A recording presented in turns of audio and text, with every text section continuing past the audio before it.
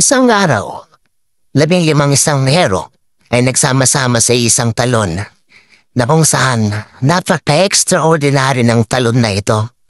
Promise guys, talagang kakaiba. Well, ito ang aking istorya sa araw na ito. Nung kami ay bumisita dito sa falls na ito guys, ito ay matatagpuan sa Sigay, Ilocos Sur. Ito ay ang tinatawag na Awasan Falls. At hindi ko inaasahan o hindi ko na-expect yung makikita ko guys. Nakikita ko na, o napapanood ko, nababasa ko sa mga comment section ng mga vlogs regarding dito. At mga personalities na rin ang nagsasabi dito na napakaganda niya siya. Hindi yan totoo guys. Mas maganda siya pag nakita nyo in person, promise. Talagang hindi ko may paliwanag guys sa salita.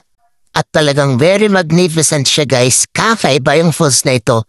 For now, ito muna ang aking sasabihin pinakamagandang waterfalls na aking nakita sa taong ito.